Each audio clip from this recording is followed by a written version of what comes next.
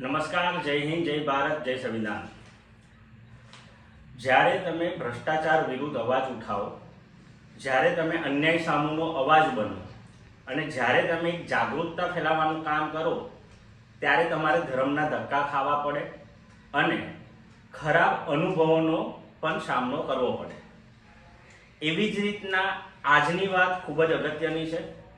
આપણી પાસે સરકારી તિજોરી ખાલી થવા માટે જે સરકારી તિજોરી એટલે આપણા ટેક્સના પૈસાનો વહીવટ અધિકારીઓ દ્વારા કરીને સરકારી તિજોરી ખાલી કરવાનો જે કારસ્તાન છે તેની વાત લઈને સરકારની ચિંતા લઈને આપણી સાથે આજે આપણા વિડીયો જોઈને આપણી ઓફિસ સુધી પહોંચ્યા છે, બરાબર। એવા પોર ગામના આપણા જે ભાઈ છે આપણે આજે આવ્યા છે, જેઓ પોર ખાતે 2007થી ગુજરાત રાજ્ય વન વિકાસ નિગમની અંદર જોબ કરતા હતા અને એમને 2025 ડિસેમ્બરના રોજ આ જે તેમની જે ફરજ હતી એ ફરજ પરથી દૂર કરવામાં આવ્યા।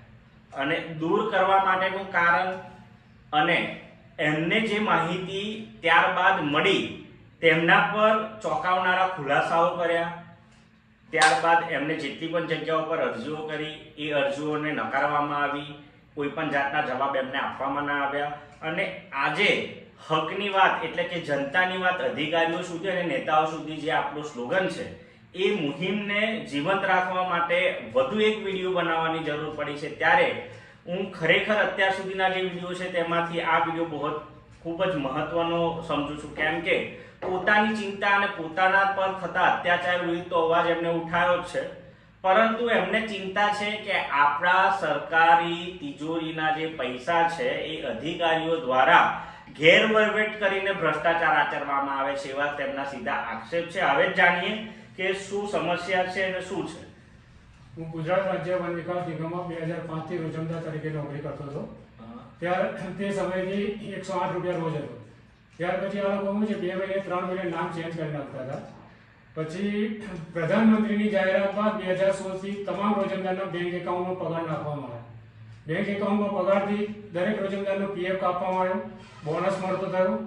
ત્યારબાદ આ લોકો 2 મહિને 3 મહિને નામ ચેન્જ કરતા રહ્યા। તો મેં વારંવાર રજૂઆતો કરી કે સરકારનો કોઈ પરિપત્ર હોય તો તમે મને બતાવો, તો આજ દિન સુધીમાં એ પરિપત્ર મને બતાવવામાં આવેલ નથી।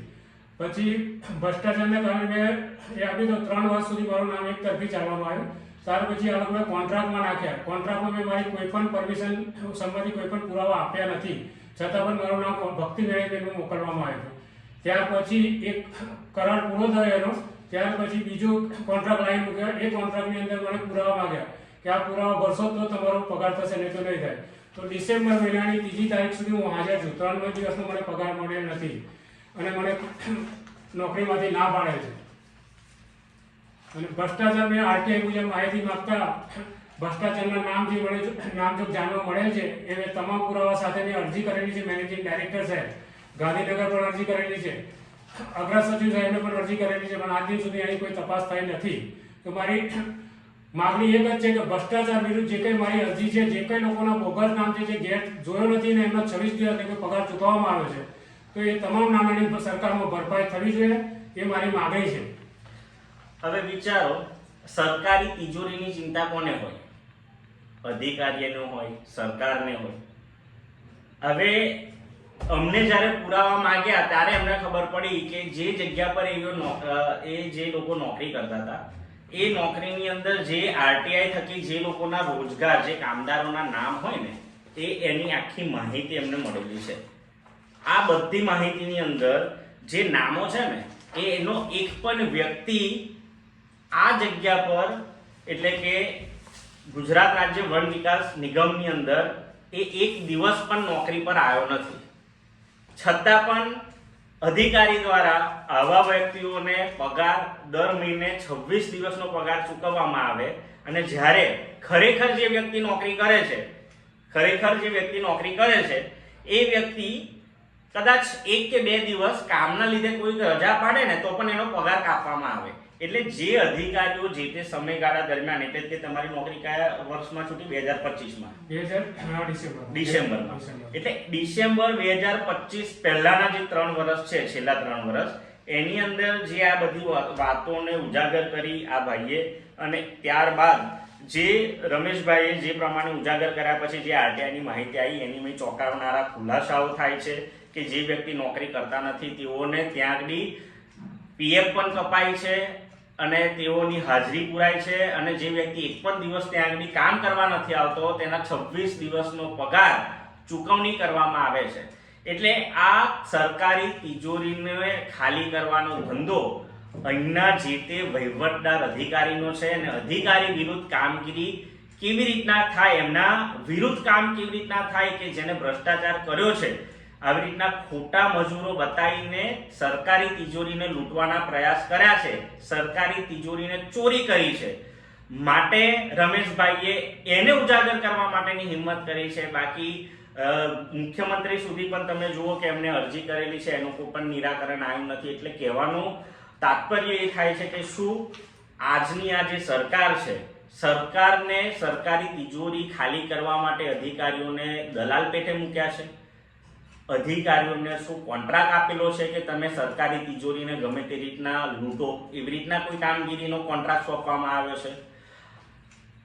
આપણા ગુજરાતના ગૃહમંત્રી એવું કહે છે કે કોઈ પણ ખરાબ ખોટી રીતના કોઈ પણ કાર્ય કરવામાં આવશે તો કોઈ પણ ચમરબંધીને છોડવામાં નહીં આવે. તો સાહેબ, તમારા સરકારની અંદર, તમારા સરકારી નિગમની અંદર તમારા જ અધિકારીઓ દ્વારા ખોટા કામદારોને રજૂ કરીને તેમના પીએફ કાપવામાં આવે છે, તેમને પગાર પણ ચૂકવણી કરવામાં આવે છે, અને જે સાચો વ્યક્તિ ત્યાં આગળ 2007 થી લઈને 25 સુધી નિષ્ઠાપૂર્વક કામ કરે છે ત્યારે તમે એને બરતરફ કરો છો પોતાની જવાબદારીથી. અને પોતાના હક માટે તો લડે જ છે, પણ એને પોતાના હક સાથે સાથે સરકારી સંપત્તિ, સરકારી રકમની પણ ચિંતા છે કે તમારા જ અધિકારીઓ જ્યારે તમારી જ સંપત્તિને, એટલે કે આપણી ભારતની સંપત્તિને નુકસાન કરે અને ભારતની તિજોરીને ખાલી કરવાનું કામ કરે છે, તો તેમાં પર તમારા અધિકારીઓ દ્વારા એક્શન કેમ નથી લેવાતા?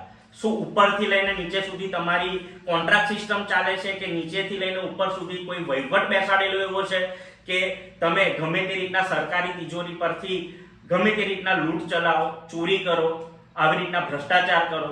અને જો આ વાત સાચી છે તો પુરાવા તમારી સમક્ષ બધા જ આપે છે. તમારા અધિકારીઓ કામ કેમ નથી કરતા? સરકારની ચિંતા જેટલી તમને જ છે એટલી જ એક આમ નાગરિકને પણ છે કે જ્યાં ખોટું થતું હોય ત્યાં જાગૃત નાગરિકો અવાજ તો ઉઠાવે છે.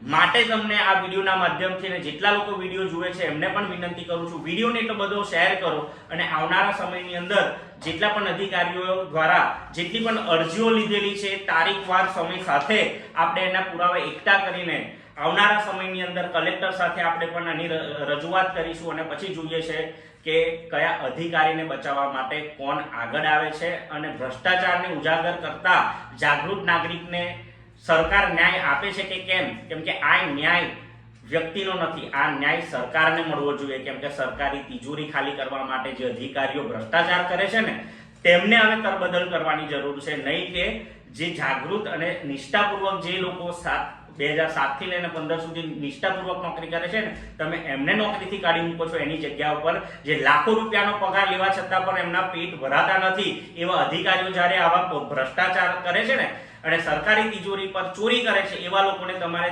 બરતરફ અને સસ્પેન્ડ કરવાની જરૂર છે. માટે વિડીયોને બને એટલો શેર કરજો, અને જેટલા પણ લોકો છે એમનું લિસ્ટ પણ આપણી પાસે છે કે જે લોકો એક પણ દિવસ સુધી નોકરી કરી નથી, એમને પણ પગાર ચૂકવણી કરવામાં આવ્યો છે. આવા તમામ લોકોને પણ પુરાવા પેઠે આપણે કલેક્ટરને રજૂઆત કરીએ છીએ. કેમ કે જેટલા પણ લોકોને આપણે રજૂઆત કરી છે કોઈ ધ્યાનમાં લીધી નથી, પણ આવનારા સમયની અંદર કલેક્ટર સાથે આપણે એની ચર્ચા કરીશું, એમને રૂબરૂની અંદર તમામ પુરાવા આપીશું, અને જે તે અધિકારી છે તેને સસ્પેન્ડ કરવામાં આવે અને સરકારી તિજોરી જે ખાલી કરવા માટે જે લોકો ભ્રષ્ટાચાર કરે છે તે લોકોને સસ્પેન્ડ કરીને કડકમાં કડક કાયદાકીય કાર્યવાહી કરવામાં આવે, જેથી કરીને કોઈ બીજો અધિકારી આવી સમસ્યા અને આવો ભ્રષ્ટાચાર કરતા એકવાર વિચારે. માટે વિડીયોને શેર કરજો. જય હિન્દ, જય ભારત. અને ફરીથી હું રમેશભાઈને હિંમતને દાદ આપું છું કે સરકારી સંપત્તિને નુકસાન કરનાર અધિકારીઓના ભ્રષ્ટાચારને ઉજાગર કરવા માટે એમને એક નિર્ણય કર્યો છે કે ભાઈ આપણી સરકારી સંપત્તિ લૂંટાઈ રહી છે, તેને લૂંટતી બંધ કરવા માટે આપણે અવાજ ઉઠાવવો છે. માટે વિડીયોને બને એટલો શેર કરજો. જય હિન્દ, જય ભારત.